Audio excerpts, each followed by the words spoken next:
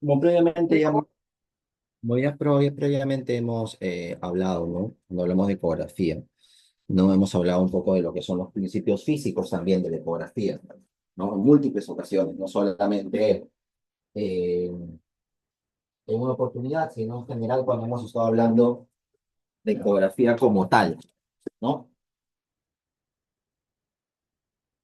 En- Siempre digo que para comenzar hablando de ecografías tenemos que hablar siempre de las bases físicas, ¿ok? Entonces, si queremos hablar de bases físicas, no la ecografía, podríamos decir que es una técnica de diagnóstico médico que emplea los sonidos de alta frecuencia para obtener imágenes del interior del cuerpo. Creo que también en algún momento les mencioné, ¿no? Tenemos el llamado efecto piezoeléctrico. El efecto piezoeléctrico, ¿ok?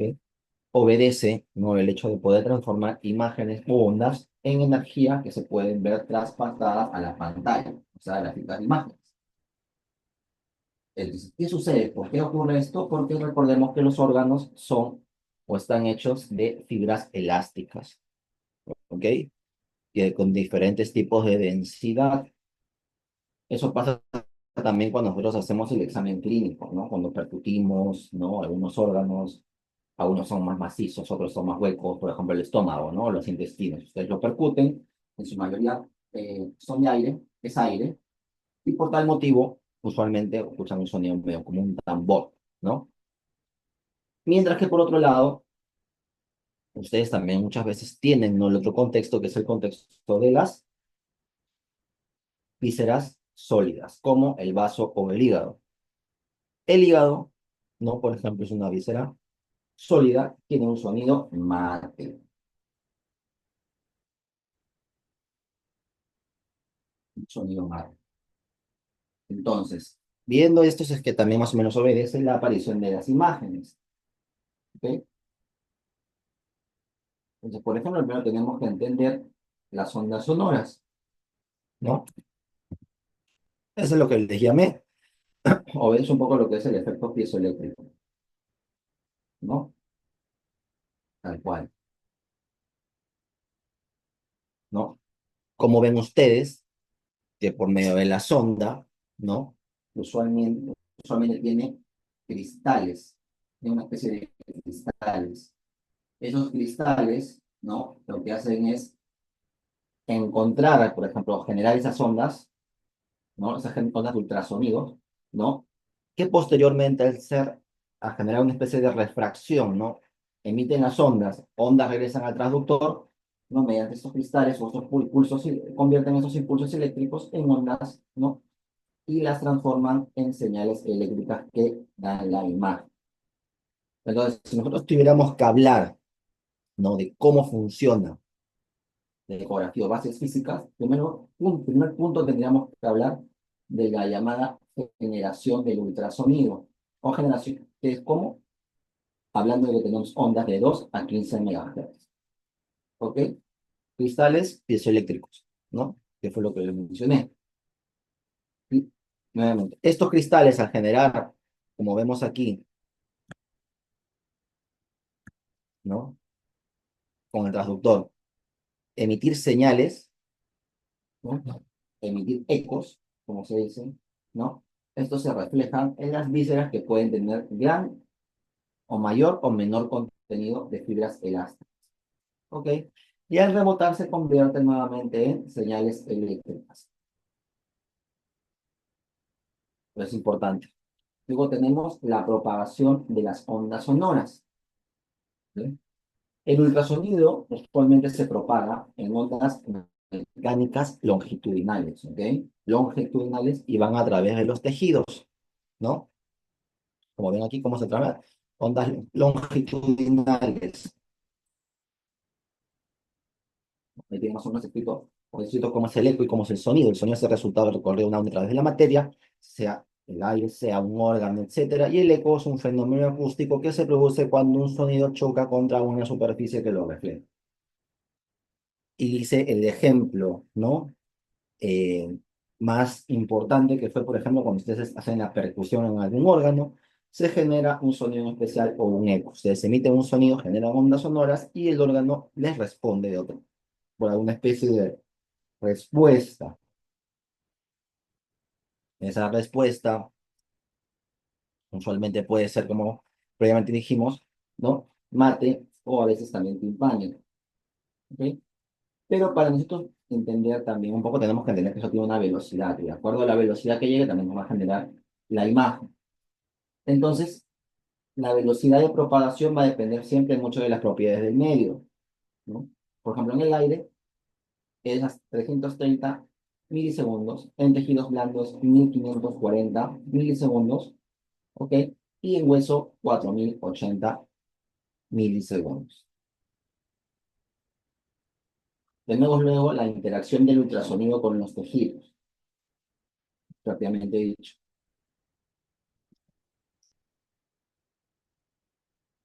Primero, la son, tenemos el efecto llamado que también se llama reflexión, ¿ok? Y quiere decir que parte de la onda se va a devolver al transductor cuando hay diferencia de impedancia acústica entre tejidos. Nuevamente pongo el ejemplo, ¿ok? Así como les dije, cómo se puede generar un sonido mate, un sonido timpánico al realizar la ecografía, ¿ok? En la reflexión, no vamos a ver que, por ejemplo, cambia de acuerdo a que sea el músculo o hay hueso, ¿no? Un ejemplo. O de repente, si hay aire o simplemente tejido sólido. Tendríamos que hablar también de lo que viene a ser la característica o propiedad de refracción. ¿Ok? ¿Cuál es esta? La dirección de la onda a pasar de un tejido a otro con diferente densidad. ¿Esto qué significa? Da a entender, por ejemplo, la penetración que se puede generar, ¿no? Y al generarse, ¿no? Genera cierto grado de profundidad. ¿Ok? Por ejemplo, unas características que se ven en esto que se llama refracción o el cambio de dirección es cuando hacemos ecografía abdominal. La ecografía abdominal es, ¿por qué? Porque tenemos un montón de órganos, ¿ok? En el abdomen, uno sobre otro, bastante pegados, entonces cambia la dirección de la onda porque pasa a tejidos de diferentes densidades, vísceras huecas, vísceras sólidas, semisólidas, etc. Luego tenemos la capacidad de absorción, ¿no? Que es también propia de los tejidos, ¿no? Dependiendo de cuántas fibras elásticas, ¿no? Qué contenido tengan, o aire, o contenido de fibras, ¿no? Como les digo, va a variar. Entonces, ¿qué va a pasar ahí? La energía del ultrasonido se disipa como calor en el tejido. Y luego tenemos dispersión. Ocurre cuando la onda se encuentra con estructuras más pequeñas que en su longitud de onda.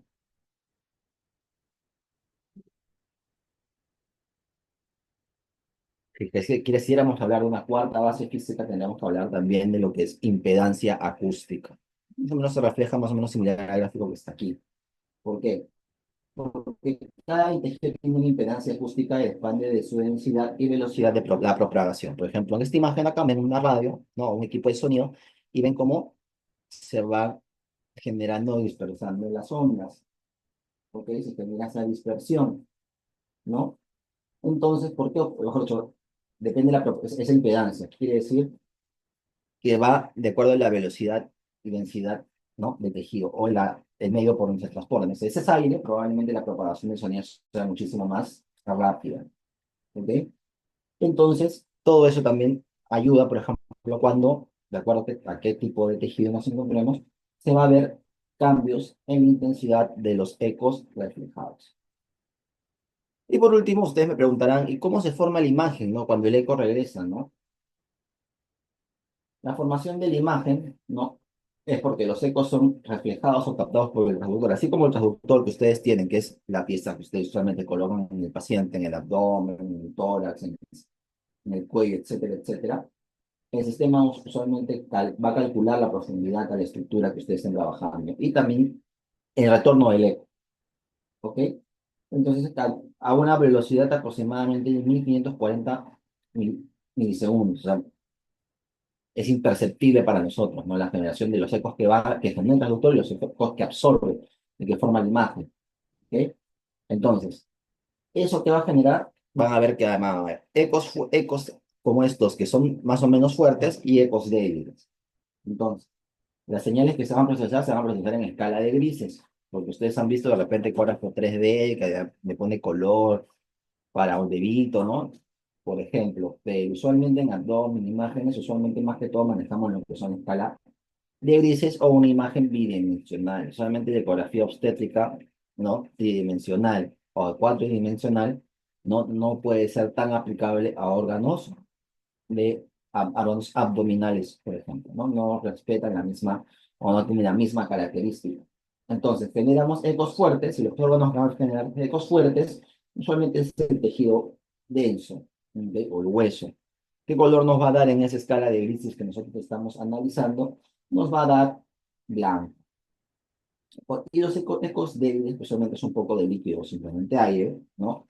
Nos va a dar colores como negro o gris. ¿Ok? En esta forma, cuando regresen al transductor. En este caso es una persona, este es fase reflectante, ¿no? Pero el eco va a regresar al transductor y va a formar la imagen. Algo antes que me olvide. Esos son picos y valles. ¿Ok? En el ultrasonido, en el sonido se genera estas ondas. Picos y valles, picos y valles, picos y valles. ¿Ok? En una fracción de tiempo. Entonces, si hablamos de la naturaleza del ultrasonido, ¿qué podríamos decir? Que son vibraciones sonoras de frecuencia, ¿no? Más de 16.000 ciclos por segundo, ¿ok? Con límite de audición sonora. ¿Qué es la frecuencia? Número de oscilaciones completas que realiza una partícula en un segundo. Esto es importante para poder señalar los parámetros de la región explorada. Por ejemplo, una oscilación por segundo o un ciclo por segundo es igual a un hertz, ¿ok? 1.000 o 100.000 oscilaciones, ¿no? Es un megaciclo equivale a un megahertz.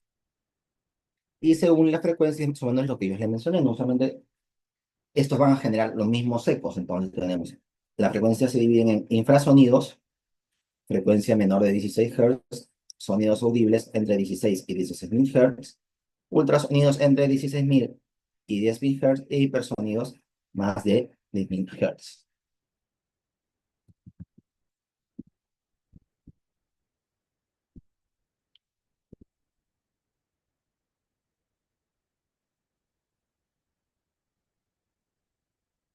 Mucho de lo que ustedes ven o evalúan, ¿no? Y de acuerdo a lo que ustedes usualmente van a realizar en la ecografía, ¿no? Les va a permitir a ustedes generar modos de ultrasonido, ¿ok? Y estos modos de ultrasonido ya, van a ir de acuerdo muchas veces a la programación que ustedes les den al equipo. Esa programación al equipo obedece un poco a lo que yo les estoy mencionando ahí, ¿no? Longitud, alta frecuencia, ¿no? Modos A, B, M, ¿no? Al final, por ejemplo, el modo A, ¿no? Que se menciona ahí, ustedes preguntarán qué es ultrasonido de onda pulsátil modo A, ¿ok? Representa una representación unidimensional, ¿ok? Usada raramente en diagnóstico. El modo B es el más común, genera imágenes bidimensionales en escala de grises, y el modo M sirve para estructuras en movimiento, como por ejemplo las válvulas cardíacas. Tenemos a su vez el Doppler, ¿no? Que evalúa el flujo sanguíneo y detecta velocidades mediante el llamado efecto Doppler. ¿Ok? Efecto Doppler. Ya ustedes dirán, ¿qué es el efecto Doppler? ¿No? Usualmente el efecto Doppler o el modo Doppler lo utilizamos más que todo para ver los cambios de frecuencia y medir velocidades en movimiento. En este caso, usualmente los flujos. ¿Ok? Por eso se llaman los flujos. Vamos a evaluar en flujo sanguíneo, vamos a hacerlo con el Doppler. ¿Bien?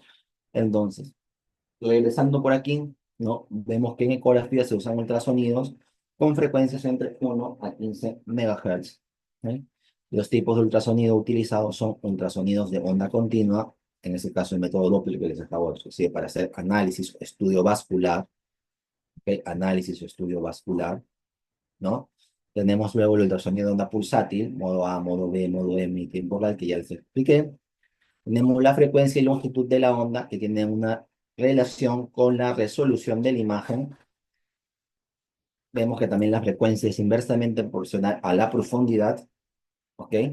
Quiere decir, mayor frecuencia, vamos a ver de repente con más claridad, pero no vamos a tener tanta profundidad. Y si le bajamos la frecuencia, probablemente vamos a tener más profundidad, pero menos nitidez, ¿no? Entonces, cuando hablamos de alta frecuencia, podemos hablar de longitud de onda corta, vamos a hablar de mejor resolución, Vamos a tener menor capacidad de penetración y permite distinguir objetos pequeños, alta frecuencia.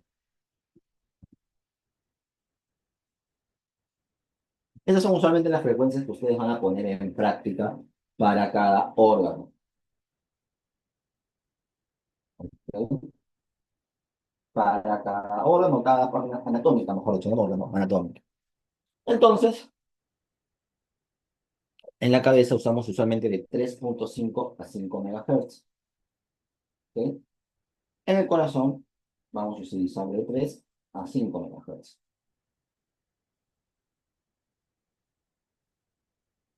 Si queremos, por ejemplo, hacer ojos de 5 a 20 MHz, es muy importante siempre ese ajuste. ¿Ok? Es bastante importante ese ajuste. Porque la realidad es de que a veces nos permite, de acuerdo a las frecuencias, ¿no? Realmente distinguir. Si hacemos de repente ojo con menos megahertz, de repente no va a ser tan claro. Siempre es importante el análisis. ¿Ve? Tenemos el abdomen de 3 a 5 MHz, las mamas de 5 a 10 MHz, tiroides de 5 a 10 MHz, 7.5 a 10 MHz y testículos de 7.5 a 10 MHz. Mama de 5 a 10, tiroides de 7.5 a 10, testículo de 7.5 a 10, abdomen 3.5 MHz, ojos 5 a 20 MHz, corazón de 3.5 a 5 MHz y cabeza de 3.5 a 5 MHz. Tendríamos que valorar también las características de los ultrasonidos en los tejidos. ¿Ok? Eso también es bastante importante. ¿Por qué? Porque muchas veces también va de la mano con la configuración que ustedes dan o el ejecutor da, ¿no? Y porque varía de tejido a tejido por las características que habla, velocidad, impedancia acústica e interfase.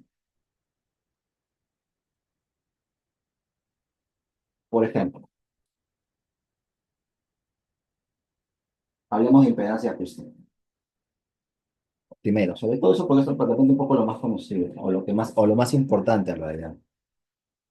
Si definimos la impedancia acústica es la resistencia de un tejido al paso de un ultrasonido se calcula usualmente con la densidad del tejido y la velocidad del ultrasonido en el tejido.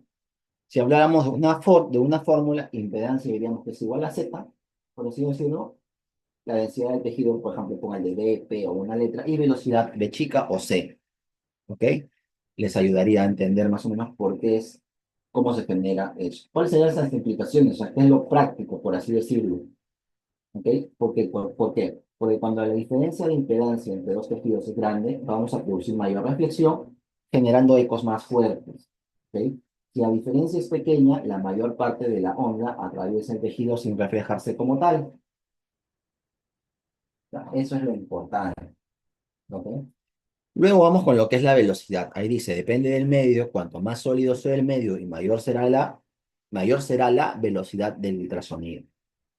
¿Y por qué es importante esto? Porque la velocidad del ultrasonido, recordemos que varía según la densidad y elasticidad del tejido. Eso ya lo mencionaba desde el inicio, según bases físicas. ¿No? Va a variar de la densidad y elasticidad del sonido.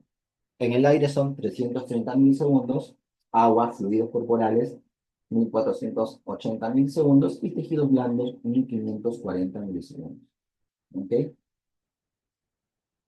Bueno, sin contar con hueso que es 4080 milímetros por segundo, ¿no? Pero más o menos. Pero va a depender mucho de la densidad, de las características que tenga, ¿no? El tejido propiamente, ¿no? La densidad y elasticidad para esta velocidad. ¿Cuál es lo importante, cuál es el impacto clínico, ¿no? O sea, ¿cuál es la importancia? Que la velocidad constante, por ejemplo, de 1540 milisegundos, que lo he mencionado varias veces, ¿no? Asumir en ecógrafos puede generar artefactos en tejido con velocidades significativamente diferentes. Aire o hueso. Eso es lo importante.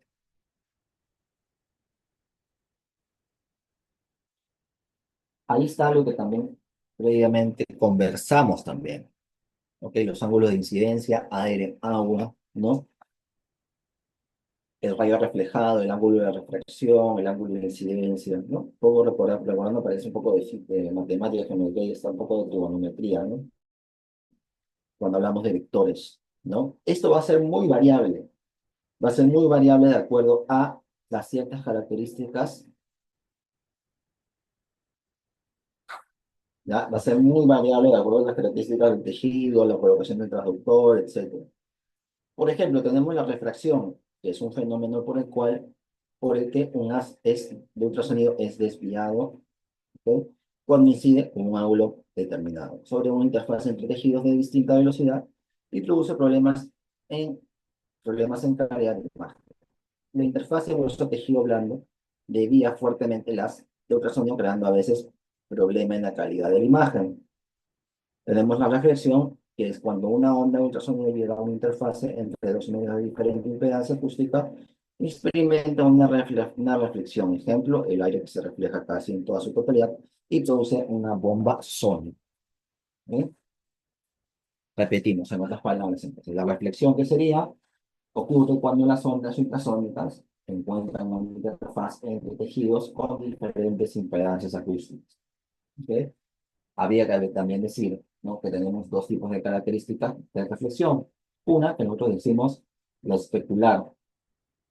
¿Esas cómo se producen? Se producen en una superficie lisas y grandes. Un ejemplo así rápido, podemos hablar de la cápsula hepática. ¿Ok? ¿Qué le genera estos cuerpos? Tenemos la difusa, que es en superficie irregular, ¿ok? Por ejemplo, el tejido renal, y produce ecos dispersos. Tenemos el impacto, ¿no? Que la reflexión es fundamental para formar imágenes, ya que todos los ecos reflejados son detectados por el transductor. O sea, todos los ecos que ustedes generan con el equipo, al mismo tiempo son, casi siempre en su mayoría, recaptados, de acuerdo a la velocidad con que estos se dispersan y regresan al cuerpo. Mejor dicho, al eh, transductor, para que luego sea imagen propiamente dicho. Tenemos la refracción también, ¿no?, que nuevamente vamos a mencionarla, que vendría a ser cambio en la dirección de la onda cuando atraviesa una interfaz con diferente velocidad de propagación. Puede generar eso, ¿qué cosa? Los llamados artefactos, ¿ok? Que pueden aparentar estructuras, y eso lo vamos a conversar más adelante. Y usualmente este tipo de incidencia no es más común con estructuras curvas o anguladas. Ahí de repente faltó mencionar algo que nosotros es importante, que llamamos dispersión, ¿no? Prefiero mencionarlo ahorita, ¿no? Antes de seguir, ¿no? Cuando hablamos de dispersión, como tal, también es importante, ¿no? Hay que decir que la onda ultrasónica se va a desviar en múltiples direcciones. ¿Ok? Porque recordemos que tenemos estructuras grandes, pequeñas, y usualmente pueden tener algún contexto heterogéneo, ¿no? Entonces es también bastante importante esto. También va a ser importante el impacto, ¿no? Tenga eso sobre la imagen, porque va a contribuir al ruido con la imagen, reduce la energía de la onda transmitida, etcétera. Lo tenemos perfecto, también que va a hacer, porque yo creo que lo mencioné, ¿no? Que era la absorción, que ya saben que son los tejidos, ¿no? Como tal, ahí está, ¿no? Pero nuevamente está mencionado que es el resultado de la pérdida de energía en la reflexión porque el tejido acepta y le genera una atenuación. Y la resolución va a ir captando diferentes, o va a tratar de separar los órganos como tal o las estructuras. Más o menos todo lo que hemos hablado ahorita es contexto netamente físico, ¿no? Características físicas, vectores, ángulos, etcétera, ¿no? Eso sí, es bastante importante, ¿ok? Bastante importante.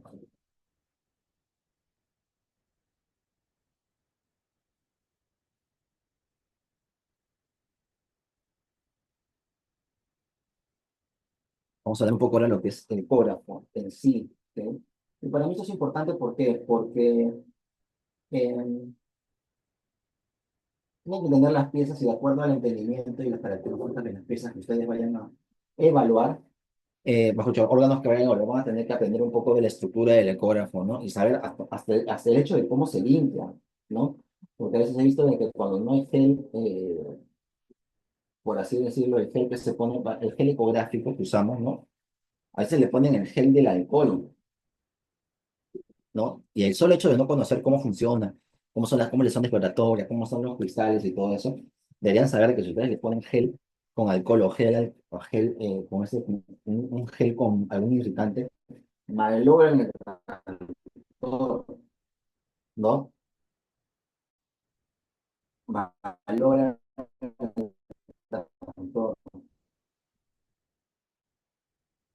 Entonces, no, o sea, eso está prohibido. Entonces, por eso tenemos que entender que primero está formado por una sonda exploratoria. Lo más importante, lo más fundamental, el traductor. ¿Ok? Hay diferentes tipos de traductores, ¿no? Tenemos uno que es el clásico lineal, ¿no? Que tiene alta frecuencia, ideal para estructuras superficiales, ¿no? Por ejemplo, la tiroides, los tendones, ¿no? Eso acá tiene, este traductor tiene los cristales, ¿no? Que le genera ese efecto piezoeléctrico, como les digo, ¿no? Que convierte las señales acústicas en señales eléctricas y viceversa. Eso es importante, ¿no? Entonces tenemos, por ejemplo, ya les mencioné, un traductor que siempre manejamos nosotros es el lineal. ¿Para qué? Para superficies de repente, ¿no? Tener alta frecuencia, eso sí, o sea, no vamos a tener tanta penetración, pero va a servir para las partes superficiales. Recordemos que los lineales de alta frecuencia, ¿ok? Usualmente que no tienen tanta penetración, o sea, no tienen tanta profundidad. Pero ¿qué nos da? Lo que sí nos da es una buena imagen a nivel superficial. Por ejemplo, la tiroides y los tendones. Luego tenemos otro, usualmente los vienen con dos, que es un lineal, y es usualmente, hay una pregunta, por momentos, si se va un poquito la señal por rato, parece que bajaron un poco la señal, pero ya estoy tratando de solucionar, ya se solucionó. Entonces le comento, entonces, ¿qué sucede?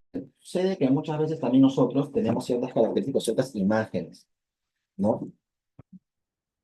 Es variable, por ejemplo, ¿no?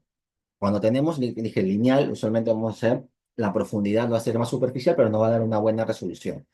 Luego tenemos el convexo, que es el otro que usualmente viene con los equipos, ¿ok? ¿Qué característica tiene? Tiene baja frecuencia y también hemos usado para exploraciones profundas. En este caso, abdomen pelvis. Luego tenemos los llamados sectoriales. El sectorial es ese cuadradito, si alguno de ustedes han visto con el que el cardiólogo hace ecocardiografía, ¿no? Ese tiene esa característica. Tiene baja frecuencia, es usado para exploraciones profundas, abdomen y pelvis, ¿ok? No, mejor dicho, este de aquí no, ese es el convexo. El sectorial sirve para hacer corazón, por ejemplo, corazón, evaluación intercostal, no, etcétera. Y al final tenemos el endocavitario, que es el que se coloca usualmente para hacer ecografía transvaginal o transrectal, ¿ok? Entonces, esa es la unidad del traductor, que va a ser la unidad de procesamiento, va a ser la unidad, la zona exploratoria. Luego esto va a pasar a lo que previamente yo les dije, ¿no? Que podría ser la unidad de control, por así decirlo, o unidad de procesamiento. Toda la unidad de procesamiento, ¿no? Eh, Como tal, es la que va a recoger la información que la sonda suministra y la va a transformar en impulsos eléctricos y inversar en la imagen. Recordamos los colores, ¿no? Lo hace en escala de grises, ¿ok? Y el monitor, que es la pantalla donde ustedes usualmente van a ver todo esto previamente descrito.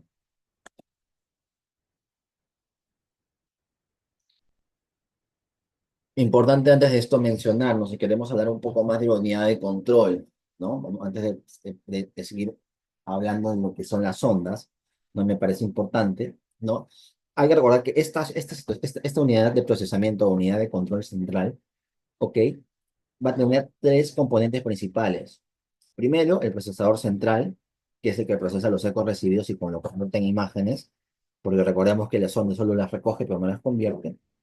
Tenemos que también tener el convertidor analógico digital, que transforma estas señales acústicas en datos digitales de procesamiento, y también el almacenamiento. ¿Por qué? Porque no tiene ningún sentido que ustedes estén haciendo la ecografía, pero no le pueden poner de repente ese guardar en el ecógrafo, o no le pueden poner, por ejemplo, el friseado, ¿no? Para que la imagen quede grabada o guardada en cierto momento, ¿no? El monitor también, como les digo, es importante. ¿Por qué? Porque o sea, depende mucho del monitor y el cambio en la resolución. Cada vez los monitores que se manejan son monitores de más alta gama. Entonces van a dar resoluciones más altas para visualizar detalles finos. Y vamos a tener pantallas táctiles en modelos modernos para facilitar la interacción. ¿Ok? Luego, y también importante mencionar, vamos a tener dentro del panel de control, vamos a tener los botones o la llamada botonería. ¿Ok? Dentro de esa unidad de procesamiento y de unidad control, ¿no? Vamos a tener primero botones como la ganancia, que sirve para ajustar el brillo de la imagen, un poco más blanco, un poco más oscuro, un poco más gris, ¿ok? La profundidad, usualmente va a modificar la profundidad del campo visual, o sea, el mismo nombre, de hecho, profundidad, más hacia abajo, más profundo, ¿no? Frecuencia que va a cambiar entre alta y baja, ¿no? Para ajustarnos o para acomodarnos a diferentes tipos de profundidades y modo de operación que vamos a tener los clásicos, ¿no? Modo B que es brillo, modo M movimiento y Doppler que va a ser color espectral, ¿no? Ahora sí podemos continuar de repente con lo que les iba a mencionar, ¿no? Hablar de transductores. Seguimos hablando de los transductores, que sí es importante, me parece, para que ustedes también vayan conociendo los transductores, ¿no? Entonces, el transductor es cualquier dispositivo en general, por eso transductor, ¿no? Que convierte un tipo de energía a otro, ¿ok? Entonces, imaginen que esta es su sonda, y esos son los cristales, el cristal piezoeléctrico, ¿no? Ese cristal piezoeléctrico que ya les expliqué y ya les dije, no debe de ser limpiado con alcohol, ¿no? Porque genera daño en el cristal y lo termina malogrando, ¿ok?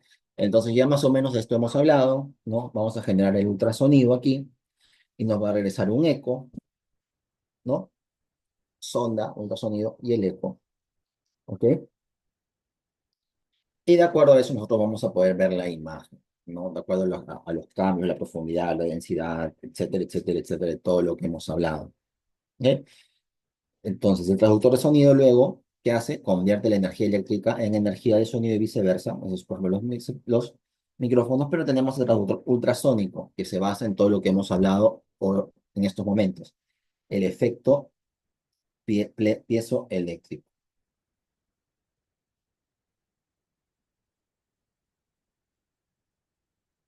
Es importante porque, como les digo, no es la principal característica de el icora o la ultrasonografía.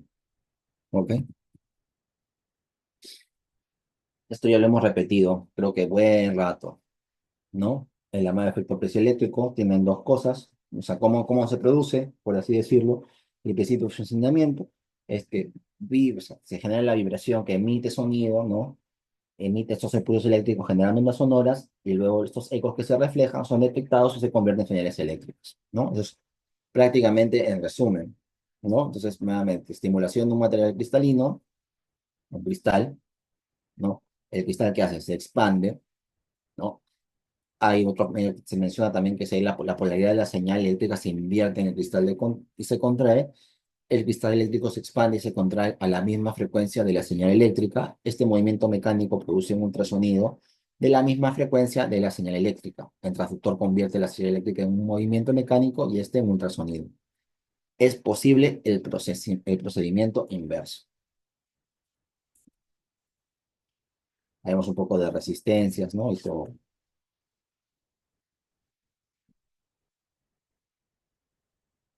Entonces, cuando hablamos del componente del transductor, ¿no? O partes del transductor, eh, se menciona, ¿no? Lo que le dije, los materiales con los que tiene, ¿no? Primero la carcasa, ¿no? Que es lo que lo cubre, no la cara, la capa adaptadora, el material amortiguador, que es como que es eso que tiene encima que parece una especie de un borrador, ¿no? Un material de un borrador parece. El cristal piezoeléctrico que está por detrás y el conector, que es lo que conecta el equipo con la unidad, ¿no? Controladora, por así decirlo. Porque por eso también es importante saber qué cristales es el que se tiene. ¿Ok? Entonces, los cristales usualmente piezoeléctricos son, ¿no? El cuarzo, el circonato de plomo, ¿no? Y el bario. El grosor usualmente es la mitad o cuarta parte de la longitud de la onda y el diámetro es el que controla la forma del ultrasonido. ¿Ok? Cuando hemos hablado un poco de eso, de los parámetros, es importante que ustedes entiendan también los parámetros técnicos que se generan de acuerdo a cada tipo de transductor. ¿Ok? Entonces, hay que saber que los traductores usualmente van a tener estas características y de acuerdo a eso se va a seleccionar de acuerdo a su función. Por ejemplo, tenemos que saber de la frecuencia, ¿ok? Podemos tener traductores, ¿no? De acuerdo a todas las características previamente descritas, que van a poder determinar alta frecuencia, o sea, mejor resolución con menor penetración, y baja frecuencia, mayor penetración y menor resolución. Vamos a tener apertura, que va a ser el área activa del transductor que afecta la amplitud de la luz del ultrasonido, del haz del ultrasonido. Vamos a ver el tamaño. El tamaño y diseño del transductor van a variar según el área anatómica a explorar. ¿Ok? Vamos a ver también que vamos a tener algunas consideraciones, por ejemplo, Esos son los transductores que previamente yo les mencioné, ¿no? Si queremos ampliar un poco más de estos tipos de transductores, ¿no?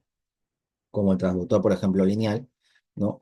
Las características típicas de esto es que, primero, va a tener una forma rectangular, las ondas son emitidas en forma paralela, vamos a tener frecuencias entre 7 a 15 MHz, alta resolución para estructuras superficiales, y van a tener diferentes tipos de aplicaciones, músculo esquelético, tiroides, mama, vasos sanguíneos. Esto lo usamos usualmente para el doble vascular como tal, ¿ok? Y vamos a usarle, se pueden usar, como les digo, ¿no? Esas estructuras en 17.5 K, 13 a 15 MHz, ¿ok? Y algunos traductores manejan, ¿no? Hasta de 20 MHz, ¿ok? Recuerden, ¿no? La forma rectangular y casi siempre nos va a permitir a nosotros hacer estudios, pero hacer estudios de manera muy superficial, ¿ok? Muy superficial, no son estudios muy profundos.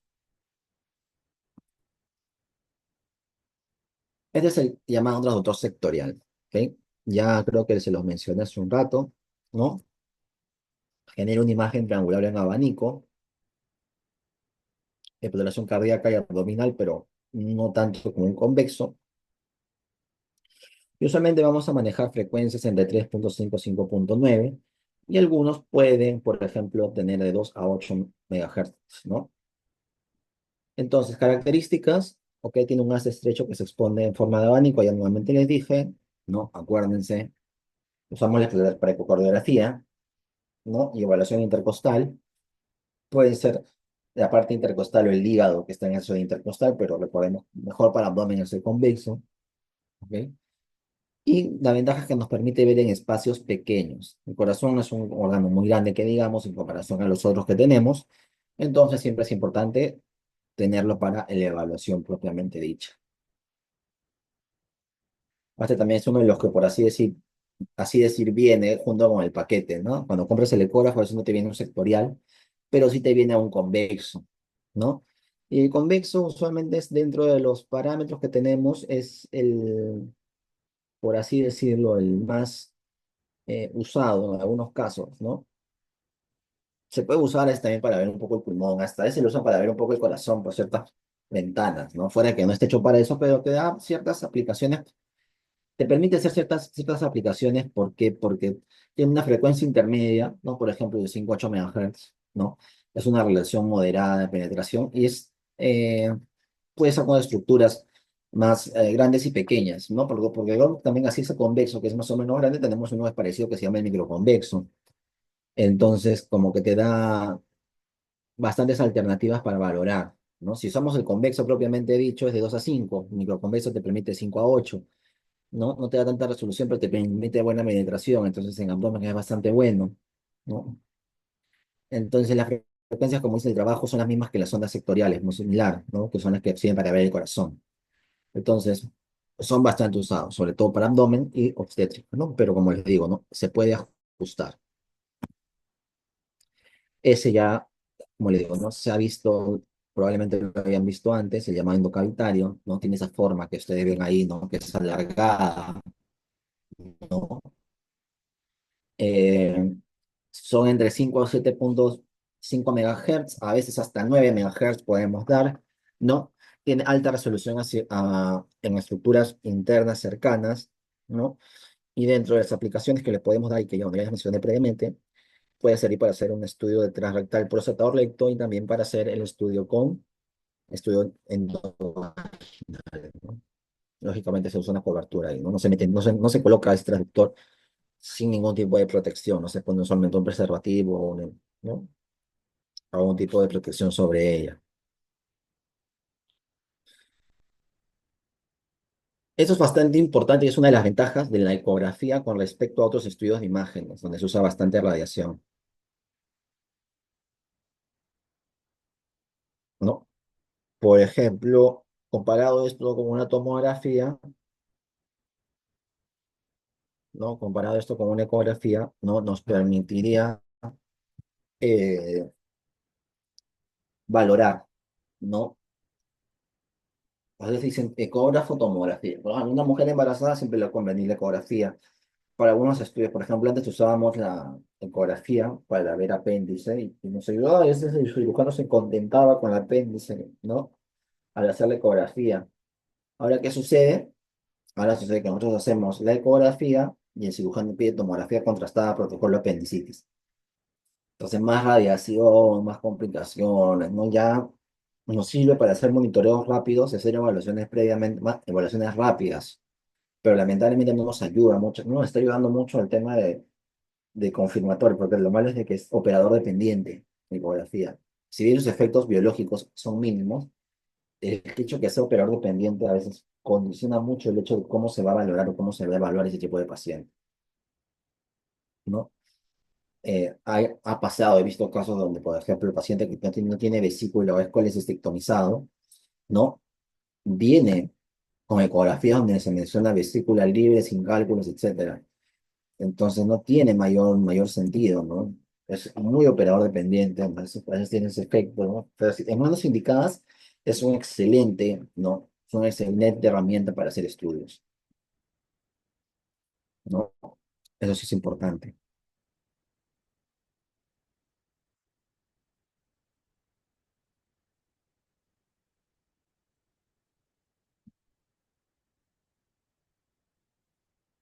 Hablemos también un poco de los artefactos antes de entrar un poco más profundo, ¿ya? Hace un momento hablé, ¿no? De la atenuación, de la absorción, ¿no? Y que eso a veces genera, ¿no? Un poco lo que son los artefactos en ecografía, ¿no? Eh, los artefactos en ecografía usualmente, ¿no? Son anomalías que aparecen en la imagen, como dice, no originadas por estructuras reflectantes algunas, ¿ok? Por ejemplo, en este caso que tenemos lo que se llama primero la reverberación. ¿Ok? Ahí dice, ¿no? Se produce cuando el haz de ultrasonido incide sobre una interfase que separa dos medios de muy diferente impedancia acústica. ¿Ok? Se produce cuando un haz de ultrasonido incide sobre una interfase que separa dos medios de muy diferente impedancia acústica. Por ejemplo, sólido ecogénico y gas, o el gas en el tubo digestivo o entre sólido y hueso. En variables, o sea, en características prácticas, ¿no? Es la aparición de líneas paralelas equidistantes, que son estas de acá. ¿Ok? Líneas paralelas equidistantes. La causa, usualmente es la reflexión repetida del ultrasonido entre dos superficies paralelas de diferente tipo con diferente tipo de impedancia o diferente tipo de densidad, sólido, hueso, etcétera. ¿Ok? La apariencia van a ser líneas brillantes repetitivas que disminuyen en intensidad, van bajando, ¿no? Y el ejemplo, por ejemplo, y un ejemplo podría ser, por ejemplo, en los pulmones, ¿no? Que se ven en las imágenes, o en interfaces metálicas por prótesis, ¿no? Lo más conocido y característico como tal.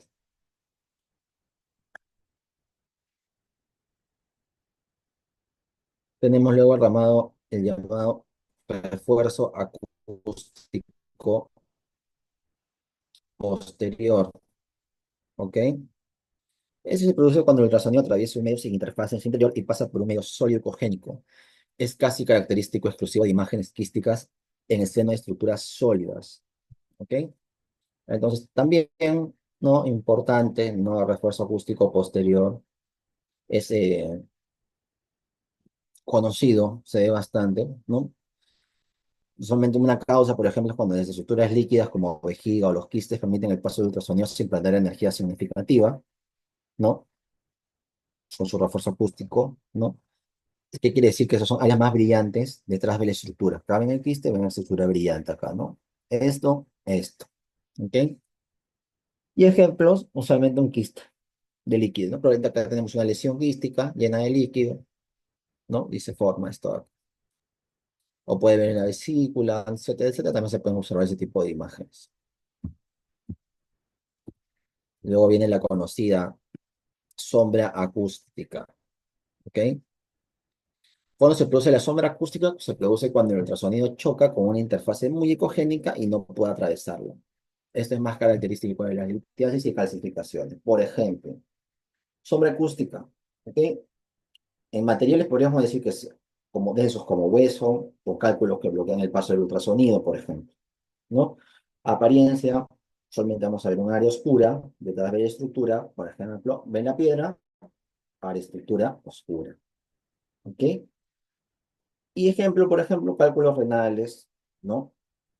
Cálculos vesiculares, etcétera. Entonces no hay mayor, creo que, eh, ciencia, ¿no? En este tipo de hallazgos o artefactos.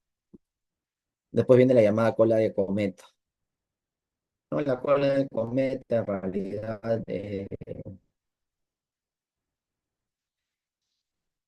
parecido lo tenemos también lo que es el artefacto por grano, el Spectre, etcétera. Pero, por ejemplo, esa cola de cometa es cuando un ultrasonido choca con una interfaz estrecha y muy ecogénica apareciendo detrás de esta interfase. Por ejemplo, aquí, ¿no? Es muy característico en algunas lesiones como adenomiomas de pared vesical, cuerpos extraños muy ecogénicos y también pequeñas burbujas de aire en el área del seno en un medio sólido. La imagen en espejo. Si esta imagen en espejo a veces la he escuchado cuando nos han analizado para hacer algún tipo de peritaje, etcétera, etcétera, ¿no? ¿Por qué? Porque a veces esto pasa cuando, a veces cuando hacen ecografía obstétrica, ¿no? Aparece una imagen, ¿no? Y se menciona que hay dos fetos, ¿no? Y luego se ven que solamente hay uno y la mamá reclama, pero en tal situación en ecografía y el que realizó el procedimiento dice hacer el efecto espejo. ¿Ok? Pero es raro, ¿no? Porque mira, si hablamos de imagen espejo, se produce cuando una interfase muy ecogénica se encuentra delante de otra imagen curva tan ecogénica como ella, produciendo una sombra acústica posterior, sobre todo en el diafragma que es muy curvo. Entonces, a veces, en dos fetos, a veces como que no cuadra mucho, ¿no? Que aparezca esa imagen espejo, fuera de que es un artefacto. O sea, no. Entonces, solamente la apariencia va a ser una imagen especular debajo de la superficie refractante, más que todo eso, ¿no? Y lo más conocido, como les digo, es a las áreas de diafragma, ¿no? Ahí se menciona una imagen en espejo por un hemangioma, pero en realidad no es que tenga algo extra como tal, ¿no? O sea, no es que sea, el tamaño de un feto es bastante variable, entonces a veces cuando ponen dan esa respuesta, como que un poco que no guarda mucho sentido, ¿no? Pero bueno. Luego tenemos o sea, tenemos que variar también, que hablar de lo que es la anisotropía, ¿no? Que es la propiedad que tienen algunos tejidos de variar su ecogenicidad dependiendo del ángulo de la incidencia del eje ultrasónico que pasa sobre ellos, ¿ok? Una de las estructuras que usualmente tiene esta característica anisotrópica por excelencia es el tendón, ¿ok? Por ejemplo, tenemos el short el tendón rotuliano, ¿no? Por ejemplo, ya entonces tiene esas características. Muy aparte de lo que yo les he mencionado, nosotros también tenemos otro tipo de imagen, bueno, también de artefactos, ¿no? Por ejemplo, tenemos la lobulación lateral, que no le mencioné, que no tenemos una imagen como tal, pero no son tan conocidos, no son tan fáciles de encontrar, o no se aparecen tanto, ¿no? Es, por ejemplo, cuando la lobulación lateral es cuando, por ejemplo, nosotros vemos que los ecos se van por fuera de la imagen principal, ¿ok? Y, por ejemplo, se ven imágenes borrosas, artefactos laterales que no tienen nada que ver. Por ejemplo, eso cuando vemos fuerzas estructuras en las imágenes abdominales, que tienen varios órganos con bastantes densidades, etcétera, ¿no? También tenemos otro efecto que se llama la sombra de borde, ¿no? Que como descripción sería una sombra oscura, ¿no? Que se genera más o menos a lo largo de los bordes de estructuras curvas en general. Por ejemplo, en la vesícula biliar o en los quistes. Tenemos también los artefactos de velocidad, ¿no? Por ejemplo, también en estructuras de pared abdominal, no solamente grasa, líquido de pared abdominal. Dopplers o Dopplers B, ¿no? Que es una representación incorrecta de flujo Doppler. Y, por ejemplo, lo que les dije, el speckle, ¿no? Que son imágenes ruidosas de puntos brillantes, como granos pequeños y brillosos. ¿No? Entonces, tienen esas características, estos de aquí, como les digo, ¿no? Les puede generar algún tipo de alteración en la imagen, ¿no? Hacer un misting, un estándar, ¿no? De las cosas, ¿no?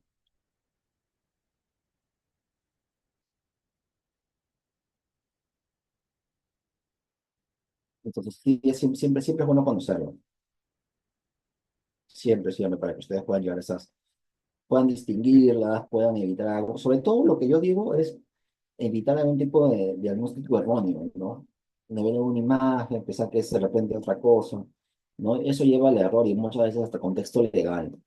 Entonces, bueno reconocerlas, ¿no? La sombra acústica, refuerzo acústico, revelación, sombra de borde, etcétera, ¿no? Todo lo que les he mencionado.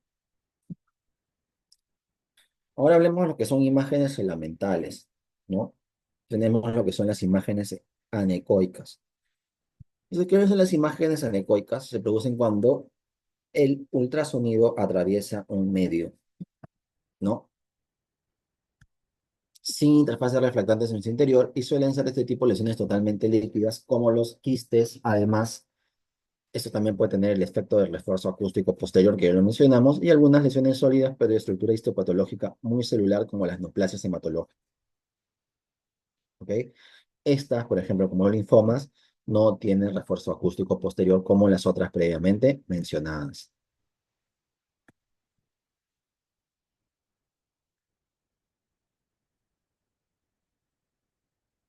Tenemos las imágenes luego hipoecoicas, se producen cuando en el interior de la estructura normal existen interfaces de menor ecogenicidad o en menor número que en estructuras normales que la circundan. Suelen ser de este tipo, por ejemplo, los tumores muy celulares, con poca fibrosis y sin estructuras glandulares muy desarrolladas y con vasos de paredes finas. Luego tenemos imágenes hiperecoicas. Se produce cuando en el interior de una estructura existen muchos ecos de gran amplitud en relación al parénquima normal que la circunda. Son de este tipo los tumores que tienen estructuras glandulares desarrolladas en su interior, que tienen vasos de paredes gruesas y estructuras tortuosas que tienen gruesos septos fibrosos.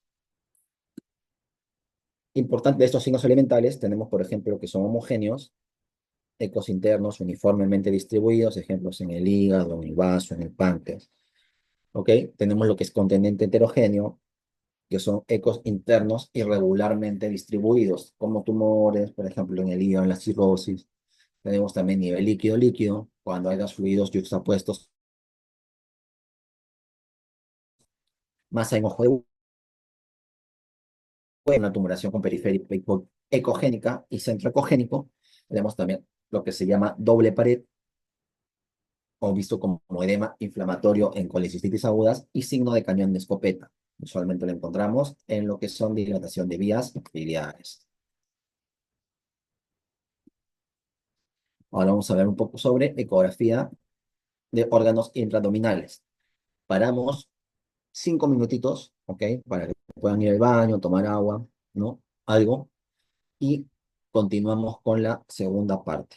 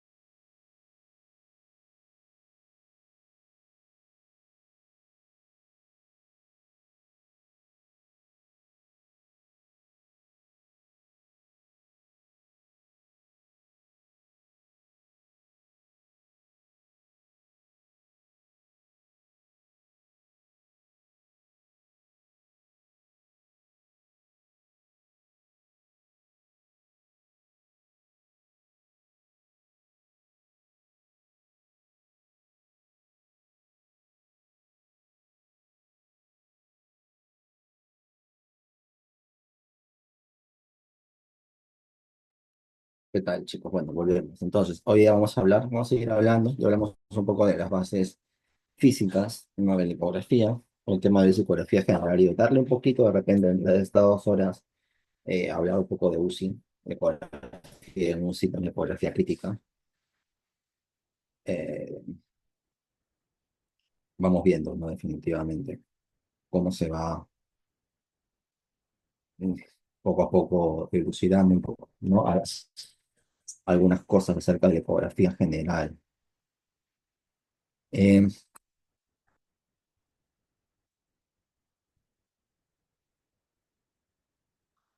Tenemos anatómica primero evaluar. Funcionalmente la podemos dividir en 3 lóbulos. ¿Ok? Primero, el lóbulo derecho, que está separado del izquierdo por la cesura lobar principal, que pasa a través de la fosa de la vesícula biliar hasta la vena cava. Esto ya más conocido, lo hablamos la vez pasada, hablamos de ecografía abdominal, ¿no? Anatomía no es muy complicada que digamos. Tenemos el lóbulo izquierdo, tenemos el lóbulo caudado, principal en la parte posterior, teniendo como límites posteriores la vena.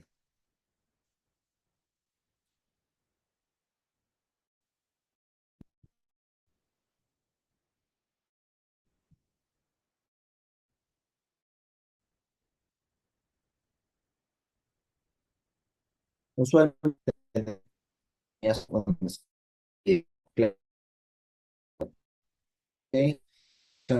dos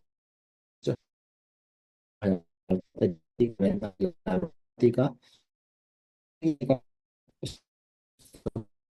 no segmento no, no, no,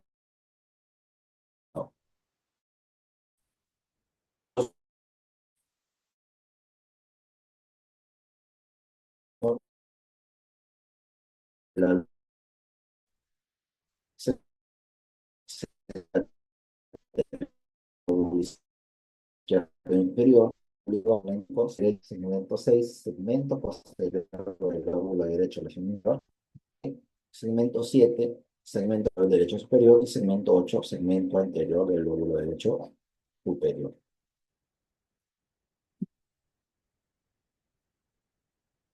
Con respecto al tamaño hepático, ¿no? Si nosotros realizamos un corte longitudinal a través de la línea media, vamos a ver que lo normal, usualmente con este corte, ¿no? Eh, es de 150 milímetros. Hepatomegalia se refiere a que el paciente tenga más de 150 milímetros en esta estructura como tal, ¿ok? Vamos a hablar un poco de física y todo en general, ¿ok?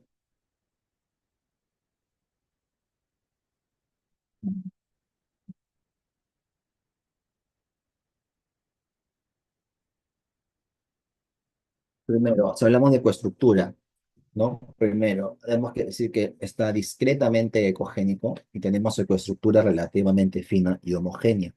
Es más ecogénico que el parénquima renal y menos que el páncreas. O sea, tiene una característica muy homogénea, principalmente, que nosotros vemos, ¿no? Muy homogénea. Eh,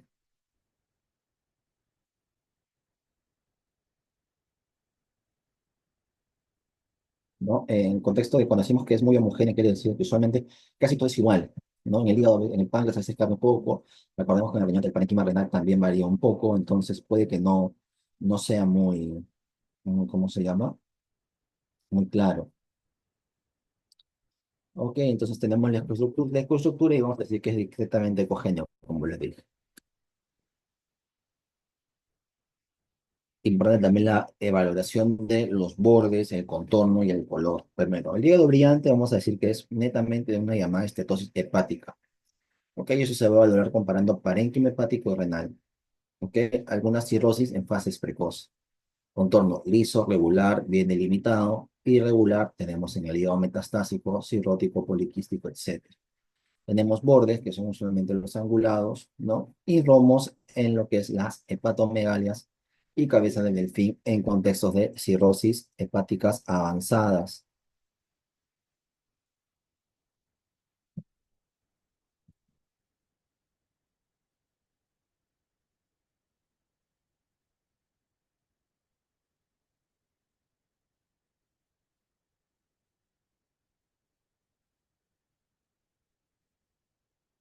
También ver el tipo de lesiones que usualmente vamos a encontrar.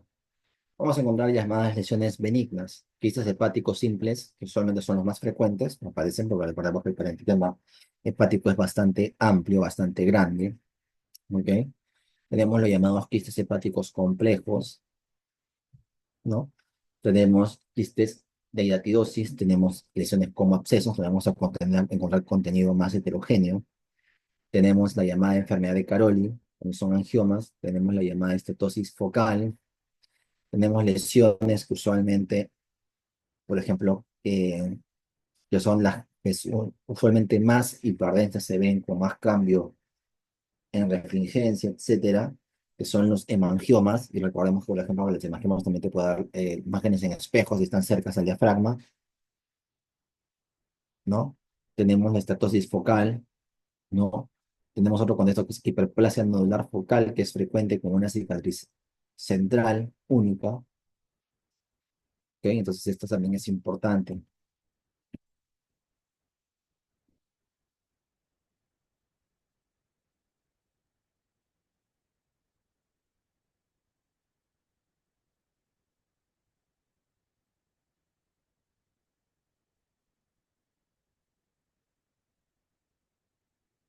Tenemos las lesiones malignas, ¿ok? Que tienen otras características, por ejemplo, lesiones malignas como las metástasis hepáticas, lesiones malignas más frecuentes, que son múltiples y pueden ser ecogénicas, hipoecoicas, exoecoicas, mixtas, clasificadas, ¿no? Lesiones que son en diana, el llamado ojo de buey, que el centro de la diana puede ser hiperecoico o hipoecoico. Tenemos también llamados hepatomas, ¿no? Son imágenes en específicas. Esas suelen ser únicas sobre el hígado cirrótico, por ejemplo, tiene características no solamente esto, sino también se hace relación, ¿no? Con imágenes, ¿no? Con alfa-fetoproteína, ¿no? Y un contexto clínico.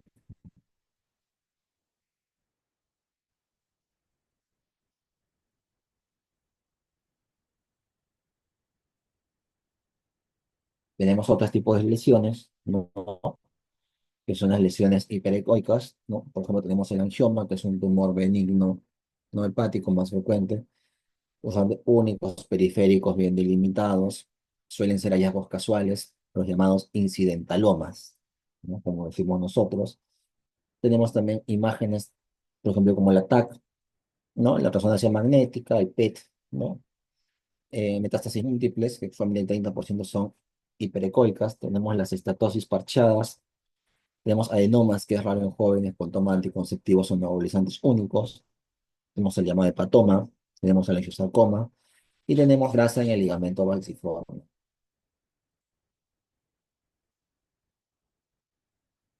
Tenemos otro tipo de lesiones, ¿no? Lesiones que son hipoecoicas. Por ejemplo, en este tipo de lesiones hipoecoicas, ¿no? Encontramos metástasis, linfoma, abscesos, hiperplasia nodular focal, hipo o isoecoica con centro hiperecoico, ¿no? Tenemos también los angiomas atípicos, tenemos el hepatoma, tenemos adenomas más frecuente que sea hiperecoico, tenemos los llamados nódulos regenerativos cirróticos, infarto hepático y quiste complejo.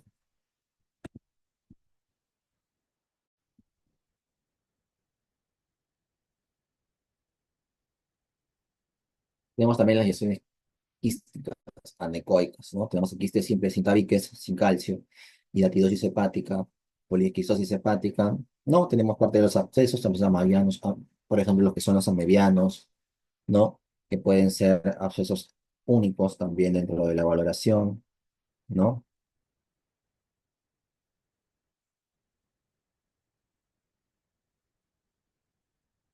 Hidatidosis hepática, poliquistosis hepática, ¿no?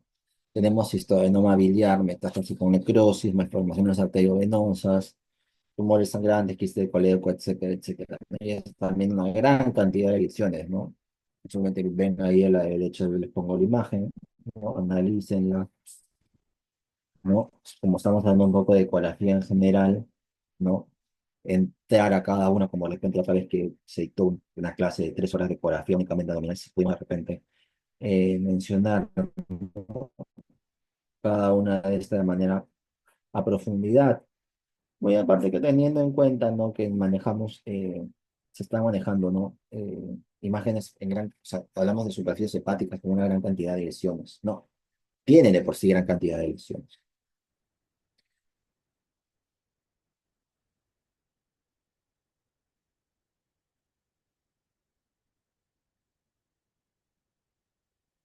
Luego tenemos las lesiones en diana, o las llamadas ojos de buey, ¿no? Donde hay metástasis, hay candidiasis, hay el llamado angioma típico, tenemos la hiperplasia nodular focal, ¿no? Entre otro tipo de lesiones, ¿ok?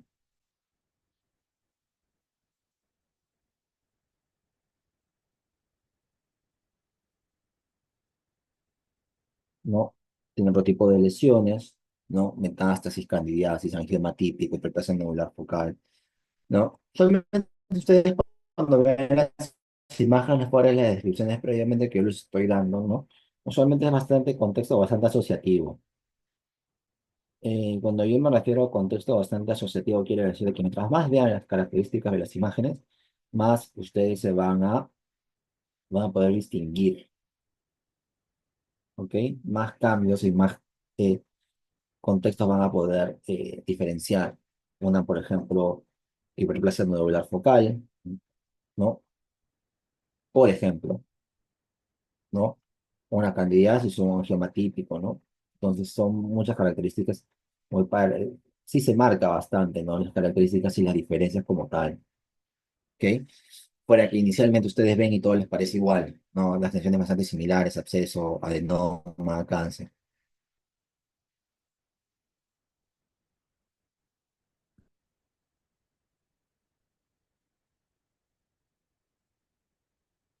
Otra valoración que hacemos nosotros bastante, ¿no? Y que a ustedes también les ayuda, ¿no? Y es uno de los estudios que más se usa, es el estudio para ver la vesícula, ¿no? Eh, si nosotros queremos hacer el estudio de la vesícula como tal, en ecografía, ¿no? Primero tenemos que distinguir la morfología. Primero tiene forma de una pera, como tal, ¿ok? El tamaño, no, no, pero de morfología, pero la ubicación, ¿no? La ubicación ustedes van a poner usualmente el ecógrafo pues, en el cuadrante superior derecho del abdomen, ¿no? Adyacente al hígado en la llamada fosa vesicular, ¿ok? Ahí está su forma de pera, paredes menores de 3 milímetros de grosor y homogéneas, importante también mencionarlo, ¿ok? Las dimensiones, si bien no están muy claras, ¿ya? Pero su tamaño transversal no debe ser más de 4 centímetros, longitud de 7 a 10 y espesor de la pared menos de 3 milímetros, ¿sí? A relación con estructuras vecinas, cercana al hígado, duodeno y páncreas, y es importante identificar el conducto cístico y el colédoco como tal, ¿ok?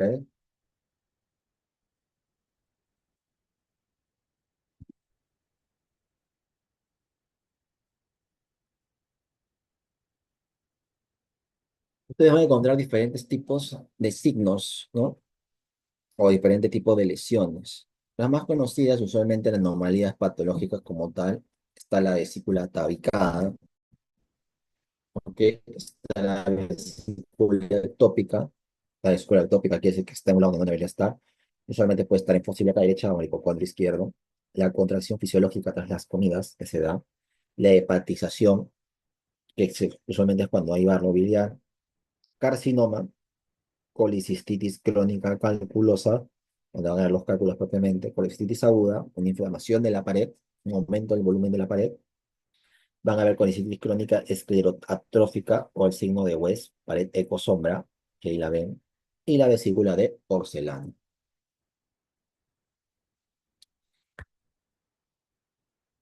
Cuando ustedes ven la pared usualmente engrosada, ¿no? Usualmente tienen que tener ustedes en cuenta que la pared normal es de 2 a 3 milímetros, ¿ok? Y solamente puede ser un signo ecográfico usualmente de colicistitis, una inflamación. Muy aparte encuentran el MOPE positivo también ahí.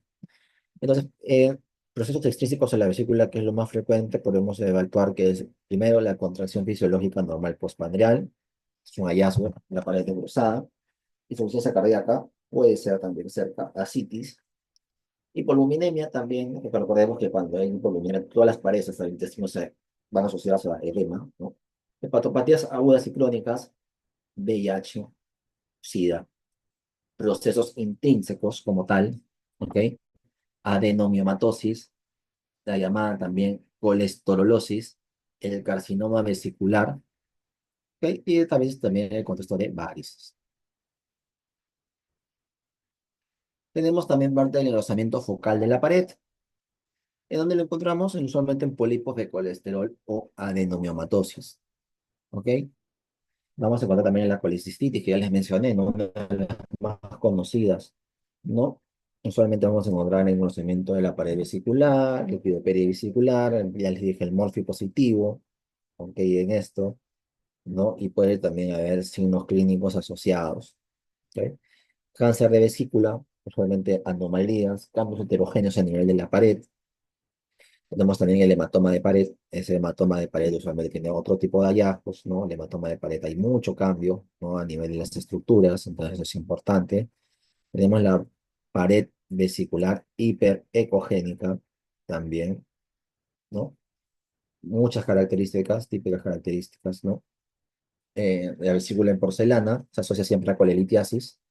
Tenemos la aerobilia, que se asocia a cirugía previa, esfinterotomía endoscópica y anastomosis biliodigestiva, por ejemplo. Y la colicitis enfisемatosa, donde llamamos que como el enfisema aire. ¿Ok? Enfisema es aire,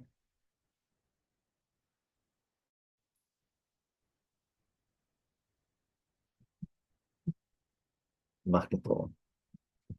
Luego tenemos otra ecografía de cabeza, no es, o sea, no es en realidad el estudio ideal para evaluar. ¿Ok?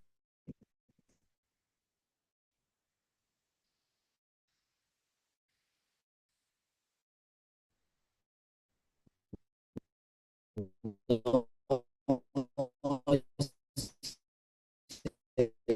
el estudio ideal para evaluar, y menciono nuevamente, ¿no? Usualmente para estudio mejor en un punto muerto, nos podemos llevar a esta herramienta. Anatomía, ¿dónde lo encuentro? ¿No? Y primero lo encuentro ¿dónde? El páncreas está localizado retroperitonealmente a nivel de la primera y segunda vértebras lumbares. ¿Ok? Entonces a veces es un poco complicado, como les digo, porque como es retroperitoneo, usualmente hay pasas adelante de él y hay gas intestinal. ¿Ok? Pero solamente si las condiciones lo permiten, podríamos encontrar algún tipo de alteración. Se divide en qué? En cabeza, cuello, cabeza, cuello, cuerpo y cola. Cuatro. ¿Ok? La cabeza ubicada en el marco duodenal, ¿ok? Usualmente a la derecha de la vena mesentérica superior y frecuentemente evaluada, se puede ver junto con el conducto biliar y el colédoco. Por ahí pueden observar. Tenemos luego el cuello, localizado anterior a la confluencia de las venas esplénicas y mesentérica superior. Tenemos el cuerpo también, que se extiende a la izquierda del cuello y se encuentra anterior a la llamada arteria mesentérica superior y la aorta. Y la cola finalmente, que es la parte más distal, está casi cerca del hilio esplénico y al riñón izquierdo. Va cerca ahí. Esas son sus relaciones, ¿no? Como ya previamente les dije, ¿no? Por su cara anterior con la cavidad posterior de los epiplons, ¿no? Cara posterior del estómago, cara inferior del lóbulo hepático izquierdo, epiplón mayor y colon transverso. Por su cara posterior con la vena esplénica en sentido transversal, la cava y vena, la arteria mesentérica superior y la aorta en sentido longitudinal. Lateralmente la cabeza se encuentra en relación con el duodeno, el colédoco y la vesícula, el lóbulo caudado y el hilio hepático, ¿no? Entonces, esas son las relaciones anatómicas en general del páncreas. Así que, ¿cómo lo analizamos? ¿Cómo podríamos analizar según medidas? O sea, en su eje mayor mide de 16 a 20 centímetros. Y así se ve, ¿no? Ustedes también estiman estas dos imágenes, ¿no? Donde se coloca el ecógrafo, el transductor, ¿no? Y se ve esa estructura como tal, ¿ok? A veces puede ser reconocido, ¿no? Como le dije, tiene que encontrarse, como por así decirlo, un ambiente ideal para una correcta evaluación, ¿no? Y hay que ver, por ejemplo, hay su ecogenicidad, ¿no? Solamente es igual o ligeramente mayor que la del hígado, ¿ok? En jóvenes a veces puede estar un poco más hipoecoico, ¿ya? Y en adultos mayores, hipoecoico debido a la infiltración ya de la grasa por el tiempo. Ya han visto el tamaño normal, ¿no? Pero si nosotros hablamos ya y lo vamos distribuyendo, la cabeza debería medir más o menos hasta 3,5 centímetros, el cuerpo 3 centímetros, la cola 1,2 centímetros, ¿no? En un eje no longitudinal como tal, ¿ok? Se puede ver algún tipo de estructura o analizar algún tipo de estructura, si se puede, usualmente puede ser visible el Wilson, ¿ok? El conducto principal. Y nosotros nos damos cuenta, ¿por qué? Porque es una estructura muy similar a esta, ¿no? A un conducto tubular, ¿no? Anecoico con el cuerpo y la cola, ¿no? Y el diámetro usualmente es menos de 2 milímetros como tal, ¿no? Eh, y bueno, casi siempre por ahí van a encontrar alguna relación vascular, ¿no? Como ya les dije, van a ver la arteria mesentérica superior por ahí o la vena splénica. ¿Cómo lo exploran? ¿Ok? ¿Cómo lo podrían explorar? Primero, como les digo, ¿no? Si hacemos una exploración como tal, ¿no? Yo les dije que el paciente debería guardar ciertas condiciones ideales, que a veces no las tenemos en ese tipo de paciente. ¿Ok? Primero, la preparación del paciente, si puede estar en ayuno para reducir el gas y disminuir la distensión de la vesícula, bacán. ¿Ok? Entonces, ¿qué tipo de transductor usamos? Idealmente el convexo de baja frecuencia, de esos 5 MHz, porque tiene buena penetración y recordemos que es un órgano retroperitoneal. ¿Ok? La posición del paciente podemos ponerlo en tres posiciones diferentes, dos posiciones diferentes y decirle que haga inspiración profunda para elevar algunos de los órganos abdominales. ¿Ok? Pero, por ejemplo, podemos ponerlo en decúbito supino, ¿no? Fácilmente se puede verlo, o decúbito lateral izquierdo porque puede desplazar un poco el gas intestinal. ¿Ok? Entonces, eso es cómo se debería preparar al paciente como tal, el tipo y el tipo sobre todo de traductor a usar, ¿no? A veces la inspiración también nos ayuda, ¿no? Pero en realidad, como le digo, solamente una inspiración profunda puede elevar los órganos. Ya, como les mencioné, ¿no? No es el órgano ideal, que se dice el páncreas. Ahora, otro de los órganos que también se evalúa bastante, ¿no? Son los riñones. ¿Ok? Casi siempre nosotros pedimos una eh, ecografía renal, casi siempre. Casi siempre se puede hacer una ecografía renal. Entonces, en el riñón normal de adulto encontramos tres partes, ¿ok? Corteza, médula y seno renal. Primero, corteza ecogénica se presenta como una banda homogénea con un bajo nivel de ecos, con una ecogenicidad semejante al hígado. Tenemos la médula, formada por las pirámides que se ven hipoecogénicas, vasos acuatos que se reconocen como pequeñas imágenes, hiperecogénicas y se utilizan como referencia para valorar el grosor de la cortical y las columnas de Bertin, que son proyecciones del tejido cortical entre las pirámides adyacentes. Tenemos el seno renal, que contiene un sistema colector, vasos renales, linfático, grasa y tejido fibroso. Ecográficamente, estos podemos ver como una imagen ovoide, hiperecogénica en los cortes sagitales y redondeada en los cortes transversales.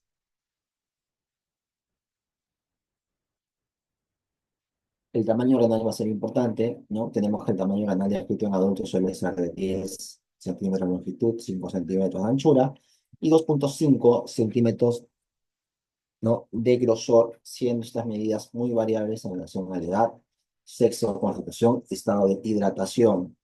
¿Vale? Muy importante, el estado de hidratación.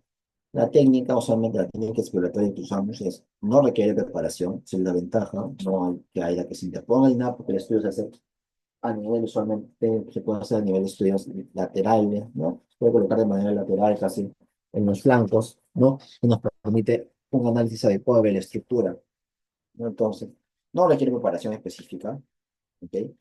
El riñón derecho se visualiza mejor con el paciente en decúbito supino o en decúbito lateral izquierdo, utilizando el hígado como ventana acústica, eso es importante. El riñón izquierdo se explora en decúbito lateral derecho, utilizando el vaso o el estómago lleno de líquido como ventana acústica. Cada riñón debe ser estudiado cuidadosamente en cortes sagitales y transversales. ¿Para qué tipo de patologías usualmente lo vamos a usar? Nefropatía aguda, nefropatía crónica, o IRC, litiasis, uropatía obstructiva, por ejemplo, ¿no? Que es lo que casi siempre se utiliza. Con eso terminamos la primera parte, ¿no? Hablamos un poco de ecografía crítica, ¿ok? Rápidamente, no nos tenemos un poco de tiempo, así que vamos a entrar a hablar sobre ecografía crítica. Un segundo.